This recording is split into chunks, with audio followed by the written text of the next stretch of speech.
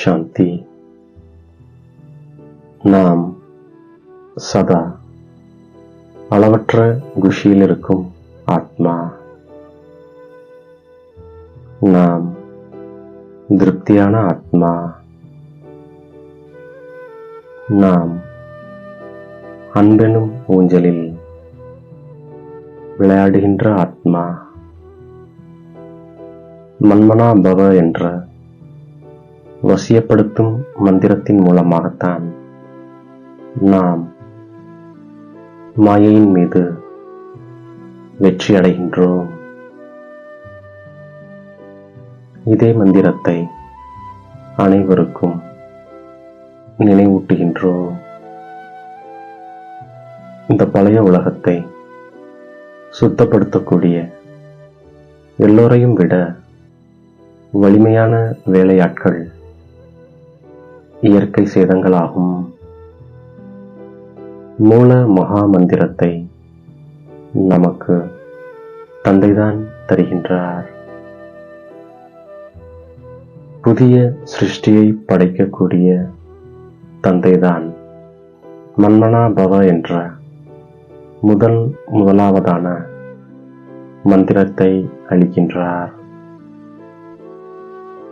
இது வசியப்படுத்தும் மந்திரமாகும்.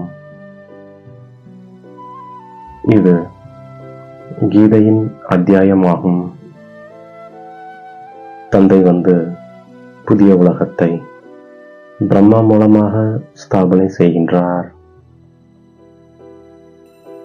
மன்மனா பவ என்ற மந்திரத்தை உள்ளுக்குள் ஜெபிக்க வேண்டியதில்லை. தந்தையின் ஆத்மாவில் ஞானம் இருக்கின்றது. குழந்தைகளாகிய நம்முடைய ஆத்மாதான் தாரணை செய்கின்றது. சத்தியுகத்தில் ஒரே ஒரு தர்மம் இருக்கின்றது. ஒரே ஒரு மொழி இருக்கும். ஒரே ஒரு பாரதம் இருந்தது. ஒரே ஒரு ராஜ்யம் இருந்தது. சொர்க்கத்தில் சுகம் சாந்தி இருந்தது.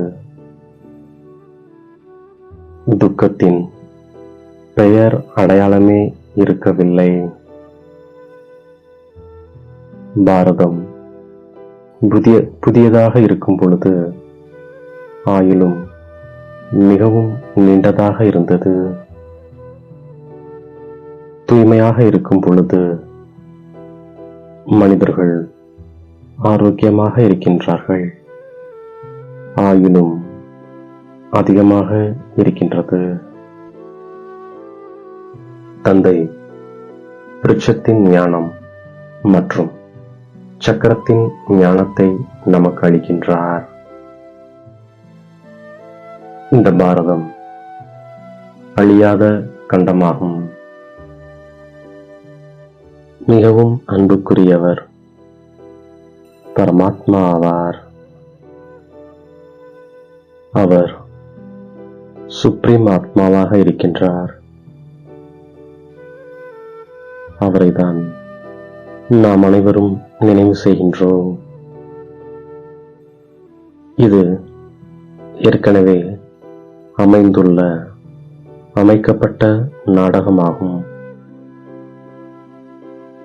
இது ஏற்கனவே நிர்ணயிக்கப்பட்டுள்ள விளையாட்டாகும்.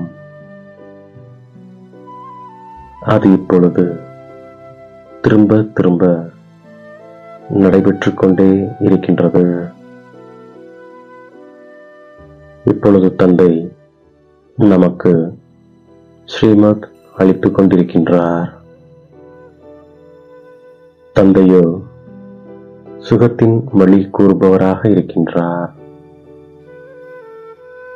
ஈஸ்வரிய புத்தியனராக இருக்கும் பொழுது கொள்வது போன்ற எந்த விஷயங்களும் கிடையாது. பரமாத்மா அனைவருக்கும் தந்தையாவார். அனைவர் மீதும் தந்தைக்கு அன்பு இருக்கின்றது. தந்தைக்கு நெருக்கமான குழந்தைகள் மீது பார்வை செல்கின்றது. தந்தை எல்லோரையும் நினைவு செய்கின்றார்.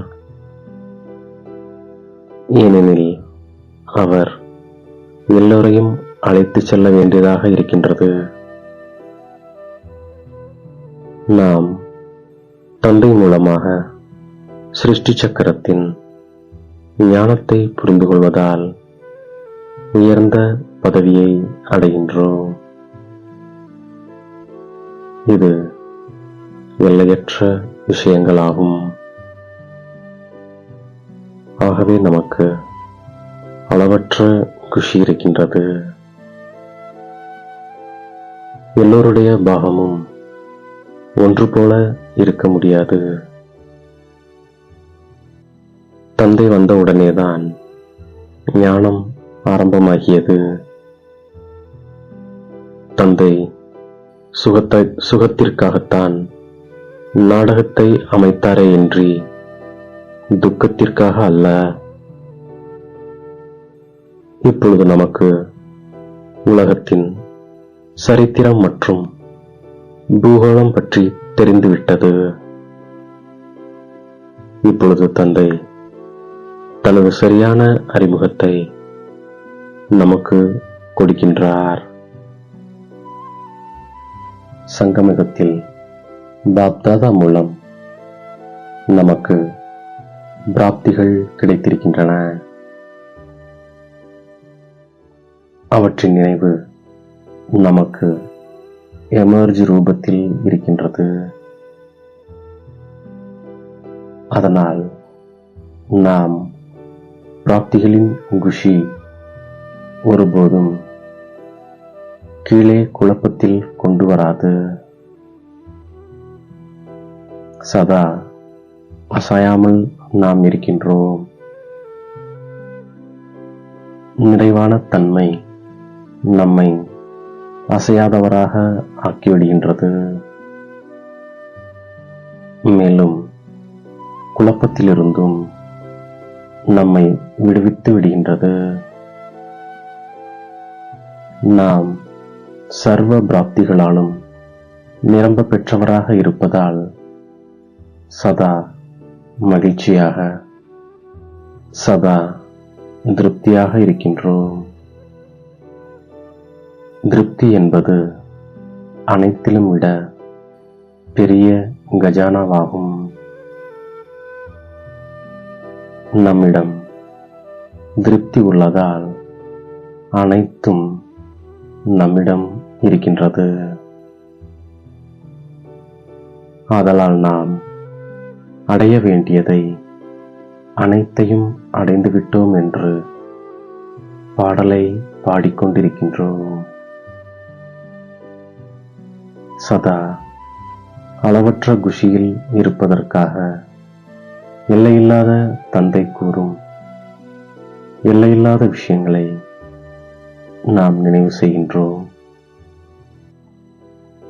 மற்றும் தந்தையை பின்பற்றிக் கொண்டே நாம் நடக்கின்றோம்.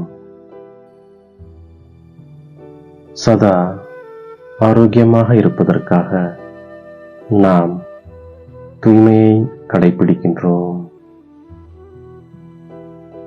தூய்மையின் ஆதாரத்தில் ஆரோக்கியம், செல்வம் மற்றும் மகிழ்ச்சியின் ஆஸ்தியை தந்தையிடமிருந்து நாம் பெறுகின்றோம்.